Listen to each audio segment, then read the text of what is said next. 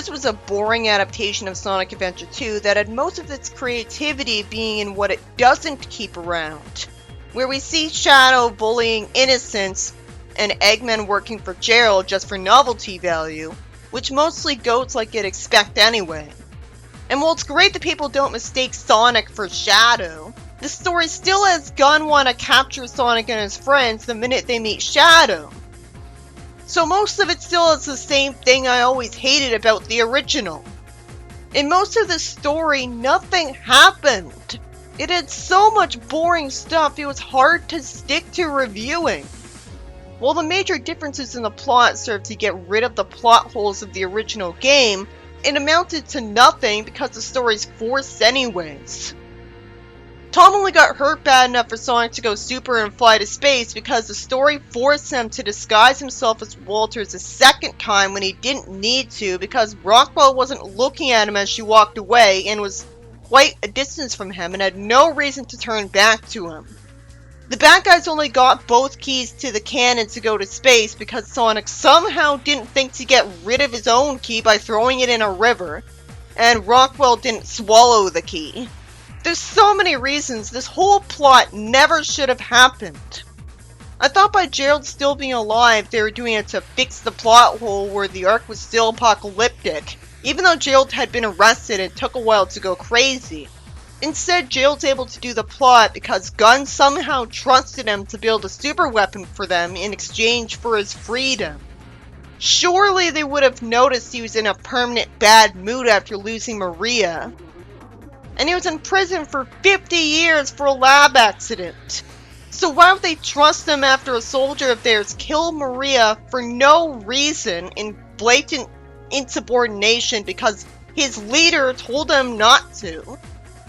They tried to steal Shadow out of paranoia of him in the first place. How would they start trusting him unquestionably afterwards? This is nonsensical bullshit, so it'd be embarrassing if the idea that Gunn would trust Gerald after Maria was used anywhere else. I'm not complaining that the plot wasn't exactly like the game. There was no chance of the story matching up to the original without the same characters, dialogue, music, and camera work. And of course, being in a live-action medium. And it'd be boring to watch the characters go through the same level designs for just as long as in the game, where there would be the same few things happening repeatedly. So it needed major differences to have a point to it. And of course it is good to remove the blatant padding of Knuckles looking for the Master Emerald, and of Amy whining that she's being left behind all the time, and being made the butt of a joke. But one of those differences only resulted in a cringy dance sequence with Gerald Robotnik and Eggman acting completely out of character, being happier than he deserves with Gerald just because he's family. But he's a monster who spent the whole story before that disparaging family.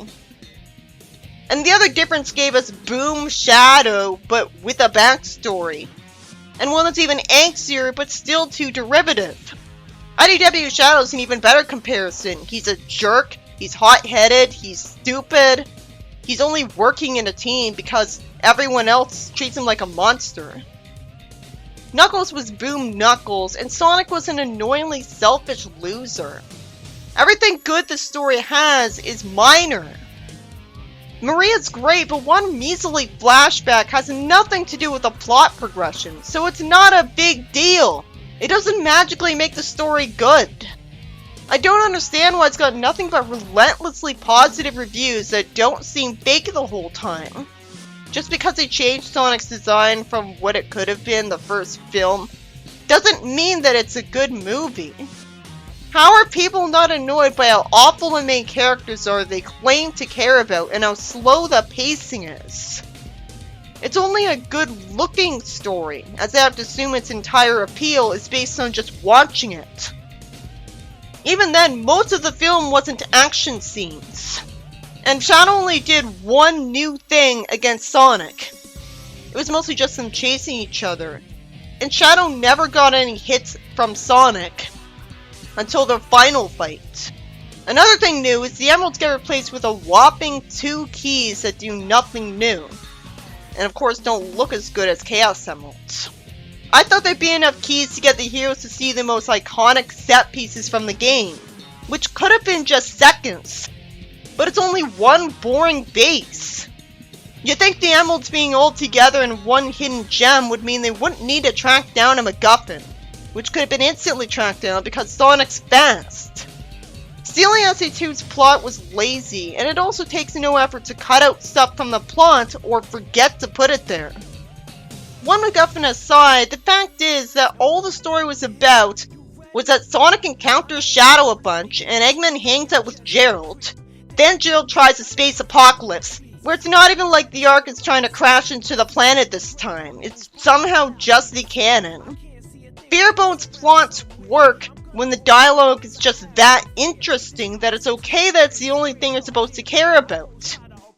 The fight between Gerald and Eggman was lame when this was the point where he should have been completely serious, the second he tried to destroy the world. So nobody really gets the appeal of Gerald, or Sonic should have praised it, when Sonic's supposed to be cool. The characterization in this is bare bones and usually unlikable. Even Tails didn't impress me aside from his competent moments. I usually spend most of the time I experience the dialogue impatient for it to end. The directors of this movie said in an interview that their way of writing the adaptation was, if they didn't remember it, it wasn't important anyways. So Maria having a disease that actually justifies her being with Shadow, not important.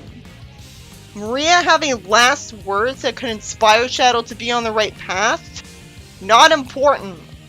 Amy and Rouge, not important. They cared so little, they didn't bother to look SA2's plot up first. At least I won't have to ask why Rouge doesn't take any emeralds out of the Eclipse cannon and go while Shadow's busy with Sonic. If it gets rid of the second biggest plot hole in the story, it's a good change. The good thing about Rouge was that she teased Eggman, but Sonic did that too, so what's the point? I can't like any voiceovers besides the original because I grew up with SA2, so I want to appreciate her anyways. At least I'll admit it, I guess I don't care about Rouge. I just like her in SA2 and I like the stuff she does as a hero. I like her abilities, but it's not like the end of the world if I don't see her in a story. It still bothers me when she's portrayed wrong though. The fact is, the biggest problems with the story are that the characterization and pacing and dialogue aren't good. The pacing especially, so I was just bored nearly the whole time. There was originality there, but it wasn't impressive enough. And I know that I experienced just the book. Of course the book's gonna be boring. But the book's mostly the same story as in the film. So it's just showing you what the story's actually like when it doesn't have those visual elements to distract you. There was originality there, but it wasn't impressive enough. I'm not gonna like a story just because Shadow's in it. Because Shadow's not in it. Shadow wouldn't rant at Sonic about how he lost Maria and how he feels about it. He was subtle.